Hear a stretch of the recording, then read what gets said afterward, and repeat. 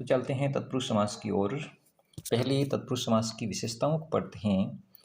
तत्पुरुष समास विशेषताएं। नंबर 1, उत्तर पद प्रधान होता है। यानी जो तत्पुरुष समास है इसमें उत्तर का अर्थ होता है बाद वाला पद, यानी बाद वाले पद की प्रधानता होती है।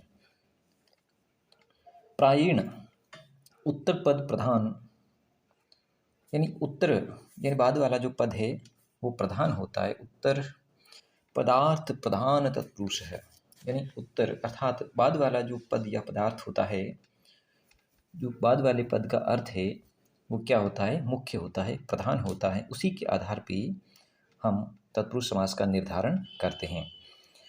प्रथम पद में कर्ता व संबोधन कारकों को छोड़कर अन्य कारकों की विभक्ति होती है।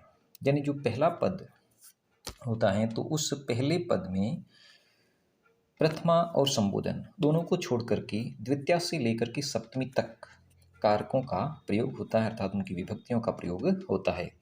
प्रथम पद प्राय द्वितीय पद की विशेषता के रूप में प्रयुक्त होता है। जो पहला पद है वो दूसरे पद की विशेषता के रूप में प्रयुक्त किया जाता है या उपयोग किया जाता है, प्रयोग किया जाता है। फिर है नंबर 4, तत्पुरुष शब्द के दो प्रकार के विग्रह, यानी इनके दो भेद किए गए हैं, वो दोनों भेद दो प्रकार के विग्रह के आधार पर किए गए हैं। तो तत्पुरुष शब्द है, उस तत्पुरुष शब्द के दो प्रकार से विग्रह अर्थात अर्थ ग्रहण किए जाते हैं।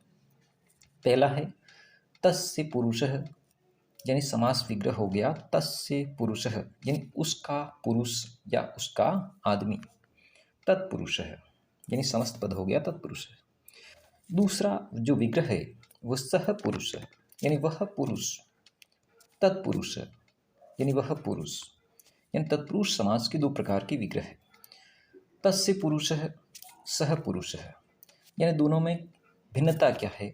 एक तो जिसमें दोनों पद में विभक्तियां अलग अलग है, और एक जो समास विग्रह है उसमें दोनों पदों में विभक्ति समान है। तो यही दोनों भेद आगे चल करके रहेंगे हमारे तत्पुरुष समास की। यानी पहला हो गया तस्य पुरुषः, तस्य में षष्ठी है और पुरुष में प्रथमा। दूसरा हो गया सह, यानी प्रथमा है और पुरुष है प्रथमा है, दोनों में प्रथमा, दोनों में समान विभक्ति, दोनों में अलग अलग विभक्ति। फिर इससे आगे नंबर 5 पॉइंट नंबर 5, उपयुक्त दोनों विग्रहों के आधार पर तत्पुरुष समास के दो मुख्य भेद किए जाते हैं। यानी दो प्रकार के जो इसकी उपभेद हैं वो किए जाते हैं या भेद किए जाते हैं तत्पुरुष समास के। फिर इनके दो भेद कौन कौन से हैं इनको जानते हैं। तो पहला है अव्यधिकरण तत्पुरुष समास। व्यधिकरण तत्पुरुष समास, यानी पहला भेद क्या है, पहला भेद है व्यधिकरण तत्पुरुष समास। दूसरा है समानाधिकरण तत्पुरुष समास। पहले को हम विस्तार से जानेंगे। पहले तो इसकी परिभाषा और व्यधिकरण समास क्या होता है इसके विषय में जानते हैं। व्यधिकरण तत्पुरुष समास जिस तत्पुरुष समास में प्रथम पद एवं द्वितीय पद दोनों की अलग अलग विभक्तियां होती हैं, यानी दोनों में विभक्ति है वो अलग अलग हो, वह व्यधिकरण तत्पुरुष समास कहलाता है। अर्थात जिस समस्त पद का विग्रह करने पर दोनों पदों में विभक्तियां अलग अलग हो, जैसे अभी हमने पढ़ा तस्य पुरुषः, यानी दोनों में विभक्ति अलग अलग होगी। तत्पुरुष समास का विग्रह क्या, तत्पुरुष शब्द यानी पद का जो हमने समास विग्रह किया तो तस्य पुरुषः, यानी इसमें दोनों विभक्तियां अलग अलग, एक में षष्ठी है एक में प्रथमा है। दूसरा विग्रह हमने पाया सह पुरुषः, इसमें दोनों में समान विभक्ति हो गई। इस प्रकार जैसे सुखम प्राप्त, सुख को प्राप्त, सुखम में द्वितीय है और प्राप्त में प्रथमा है, इति सुख प्राप्त। इस प्रकार सुख प्राप्त यानी सुख प्राप्त एक समस्त पद है, इसका विग्रह किया तो सुखम प्राप्त, सुखम में द्वितीय और प्राप्त में प्रथमा, दोनों विभक्तियां अलग अलग है। या प्रथम पद द्वितीय विभक्ति में तथा द्वितीय पद प्रथमा विभक्ति में प्रयुक्त हुआ है, अतः पृथक पृथक विभक्ति होने के कारण यहाँ व्यधिकरण तत्पुरुष समास माना जाएगा। दूसरा ये तो हो गया व्यधिकरण। अब नंबर 2 समानाधिकरण तत्पुरुष समास। समानाधिकरण तत्पुरुष समास जिस तत्पुरुष समास में प्रथम एवं द्वितीय पद दोनों पदों में विभक्तियां समान होती हैं वह समानाधिकरण तत्पुरुष समास कहलाता है या माना जाता है। जैसे कृष्ण सर्पः, यानी कृष्ण शब्द की प्रथमा एकवचन, सर्प शब्द की प्रथमा एकवचन, इति कृष्ण सर्पः, यानी दोनों का विग्रह किया तो समान विभक्ति दोनों में प्रथमा एकवचन और समस्त पद हो गया कृष्ण सर्पः। यानी जहाँ पर विग्रह करने पर दोनों पदों में समान विभक्ति हो जाए, दोनों पदों में विभक्तियां हैं वो समान हो, तो उसी को कहते हैं समानाधिकरण तत्पुरुष समास। समान से समानाधिकरण तत्पुरुष समास, यानी क्या हो गया, समान शब्द से ही ये स्पष्ट हो जाता है जहाँ विग्रह करने पर दोनों पदों में विभक्तियां हैं वो समान हो। यहाँ प्रथम पद एवं द्वितीय पद दोनों पदों में विभक्ति कैसी है, दोनों पदों में विभक्ति समान है। यहाँ प्रथम पद एवं द्वितीय पद दोनों ही प्रथमा विभक्ति का प्रयोग हुआ, अतएव समान विभक्ति होने के कारण यहाँ समानाधिकरण तत्पुरुष समास माना जाता है। अब चलते हम पहला वैधिकरण तत्पुरुष समास, नंबर 1 वैधिकरण तत्पुरुष समास। वैधिकरण तत्पुरुष समास के विषय में हम अब कुछ विस्तार से अध्ययन करेंगे। तो वैधिकरण तत्पुरुष समास के भी कुछ भेद हैं या कह सकते हैं इसके उपभेद हैं। प्रथम पद में प्रयुक्त पद, यानी प्रथम पद में प्रयुक्त कारक के अनुसार वैधिकरण तत्पुरुष समास की 6 उपभेद किए गए हैं। यानी पहला पद है, विग्रह करने पर दोनों में अलग अलग विभक्ति होगी, यह तो निश्चित है। ये तो अभी परिभाषा में पढ़ा हमने कि वैधिकरण जो तत्पुरुष समास हैं उसका विग्रह करेंगे, उनके पदों का विग्रह करेंगे तो दोनों पदों में विभक्तियां हैं वो अलग अलग होगी।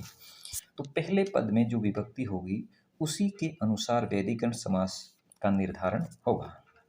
इसके 6 भेदों का निर्धारण होगा। पहला है द्वितीया या कर्म तत्पुरुष समास, द्वितीया तत्पुरुष समास भी कह सकते हैं, कर्म तत्पुरुष समास भी कह सकते हैं। दूसरा है तृतीया कर्ण तत्पुरुष समास, चतुर्थी या संप्रदान तत्पुरुष समास, पंचमी या अपादान तत्पुरुष समास, षष्ठी संबंध तत्पुरुष समास, सप्तमी और अधिकरण तत्पुरुष समास। फिर अब नंबर 1 यानी विस्तार से जानते हैं। नंबर 1 द्वितीया तत्पुरुष समास या फिर इसको कह सकते हैं कर्म तत्पुरुष समास। तो इसमें कुछ विशेष एक सूत्र के अंतर्गत कुछ शब्द हैं, उन शब्दों के आधार पे भी होगा, उन शब्दों के आधार पे भी विभक्ति लगेगी। यानी जहाँ लिखा हुआ है सूत्र में द्वित्याश्रित अतित पतित गतात्य गतात्यस्त प्राप्तापन्ने, यानी इन सभी शब्दों के योग में जहाँ जहाँ इन शब्दों का प्रयोग होगा वहाँ वहाँ द्वितीया तत्पुरुष समास होगा। कौन कौन से शब्द हैं? सूत्र से द्वितीया अंत वाले, यानी जिसमें समस्त पद के अंत में क्या होना चाहिए? श्रित, जैसे कृष्ण श्रित, अतीत पतीत, अतीत पतीत गतः, अत्यस्त प्राप्त आपन्न, सुबंतों के साथ तत्पुरुष समास होता है। आदि जो सुबंत सुप आदि विभक्तियां लगा हुआ हो, आदि कैसे हो? सुप आदि विभक्तियों का प्रयोग होने के बाद प्रयुक्त किए गए हों तो इनके योग में द्वितीया तत्पुरुष समास होता है। जैसे पहला देखा, पहला जो उदाहरण है कृष्णाश्रित, कृष्ण का आश्रित, यानी जिस पर कृष्ण की कृपा हो, कृष्णाश्रित। यहाँ पर कृष्ण शब्द में श्रित पद के योग में द्वितीया विभक्ति हुई। श्रित पद के कारण ही यहाँ पर कृष्ण शब्द में द्वितीया है, द्वितीया विभक्ति, इसका मतलब द्वितीया तत्पुरुष समास है। दूसरा नरक पतित, नरक से गिरा हुआ, यानी यहाँ अर्थ के अनुसार तो पंचमी होना चाहिए लेकिन पतित शब्द के कारण यहाँ पर द्वितीया है।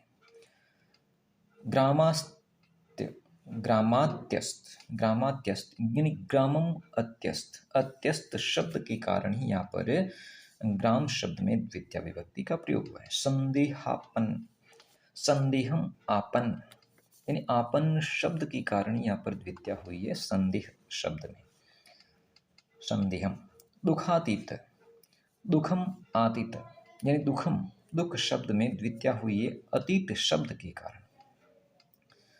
फिर है ग्राम गतः, यानी ग्रामम शब्द में जो गतः पद आया हुआ है, इस गत शब्द के कारण ही यहाँ पर द्वितीया हुई है। फिर है ग्राम प्राप्तः, ग्रामम प्राप्तः, यहाँ जो द्वितीया है वो प्राप्त अर्थ के कारण, प्राप्त पद के कारण द्वितीया हुई है। फिर है शोक गतः, यानी शोक गतः, गतः के कारण यहाँ पर शोक शब्द में द्वितीया, और द्वितीया तत्पुरुष या कर्म तत्पुरुष। स्वर्ग गतः, गतः के कारण यहाँ पर स्वर्ग शब्द में द्वितीया स्वर्गम गतः। सुख प्राप्त, सुखम प्राप्त, यानी प्राप्त के कारण ही सुख शब्द में द्वितीया। कष्टापन्न, आपन्न पद के कारण कष्ट शब्द में द्वितीया।